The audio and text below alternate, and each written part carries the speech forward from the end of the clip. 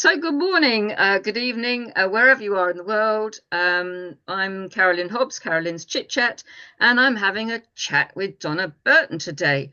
And Donna has got up really early because she's down in Australia. So it's some goodness alone knows what hour of the day. Hello, Donna. Hi, Carolyn. So, yes, with all these time zones, I think it's difficult, isn't it, to schedule things in with people's work and time zones and things to do. So I appreciate the early hour that you have got up before the networking that we're due to go on later, a bit later on. So, what do you enjoy doing outside of what you do for your work? What do I enjoy doing outside of what I do for my work? Well, we Mm. have a farm. Oh, okay. We have a farm, and that's what I'll be doing between the end of this call and the next and the synergy call. And Right. that's we have little Shetland ponies, which are very naughty. I have 13 of those, Oh, and we have cattle. now Shetland ponies are renowned for escaping. They're little Houdinis, Yes. and they bite. Yes, they do. I have had experience of Shetland ponies in my time when I was a lot younger, and yes, they escaped, and yes, they bit. But But yeah, so they are cute and they are oh, adorable, yeah, and they are. they're lots of fun. Are they rescue ponies or are they ponies that you've had? They started off as well. We started off with four rescue ponies, Yes. and then we got a fifth one because one was pregnant. And then a year or so later, we got another one. Then we went on a holiday a number of years ago, and the people who were looking after the farm didn't quite do the right thing with the gates. Oh, So the boy pony and the six girl ponies. Now we have 13 ponies.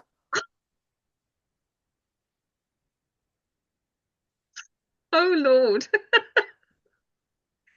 That was a bit of oops. 11 months after, yes, 11 months later, yes. Yes. Oh Lord. Golly. So, but they're rescue ponies more than anything else. That we went through a big bushfire in 2013 with the ones we had then, and they survived the bushfire, so they're kind of special. Oh wow.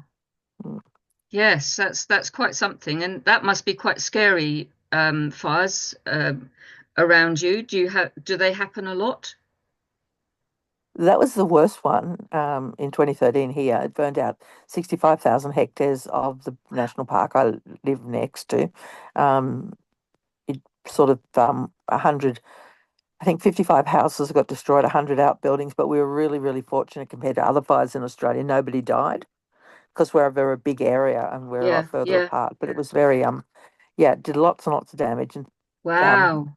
still you can still see the damage today, 12 Really? years later, with the dead trees and everything else still, That because they they will never, didn't some of come them back? never regrow. They, yeah. And the land got really badly burned because it was a really hot fire. Wow. God, And then that's after that we awful. got followed by a drought, so it was didn't help the land at all to heal. No, no. Had you had rain and stuff, it would have helped repair, wouldn't it? Yeah, if we Some of hadn't have the gone almost straight into drought. Yeah. wow. I mean, that's really quite terrifying, isn't it? I mean, I can't imagine what that's like. Yeah, it's happening around all lots around the world these days in Mm, different places. So I guess it's not something that happens much in the UK. no, but I mean, there have been lots of fires recently. I mean, they've been started by um, clever little people that think it's funny to start a fire. Where we have And that trouble down here too. yeah, and it just the repercussions from it, they just don't get it. They think, oh well, it's just do it for a laugh, and things get out of hand, and before you know it, um, there's tens of thousands of acres and wildlife and everything affected, and human lives. And human life, yeah. Yeah, yeah, yes, it's So it's yeah. yeah, chronic.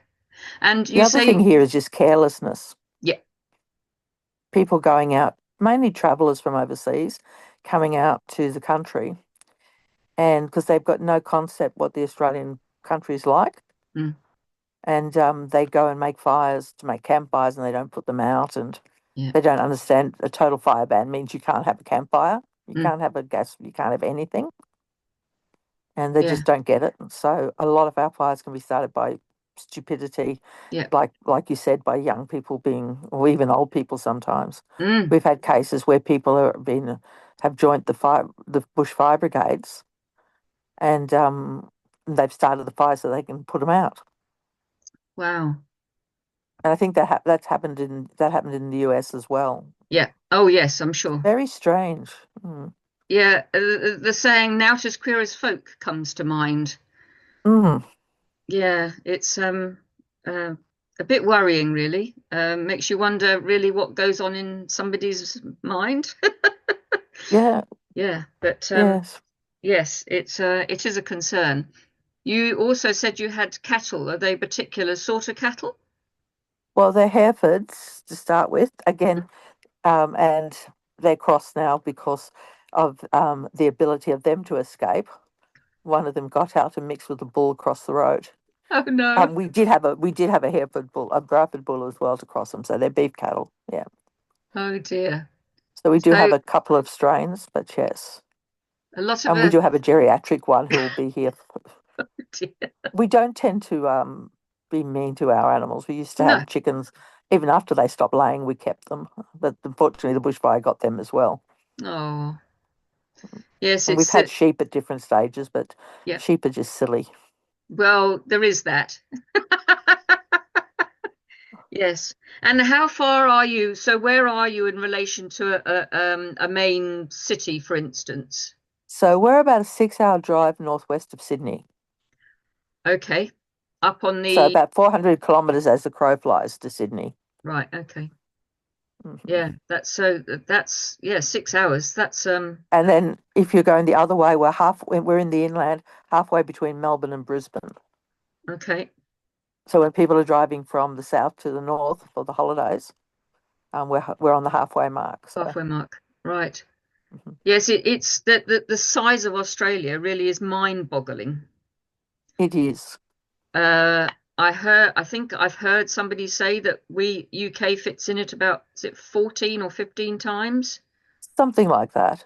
Yeah, It yeah. was interesting when I've been to the UK, and like I wanted to pop up to York to see the train museum because I wanted to see the Flying Scotsman. You see, Oh, now you're as you talking. do.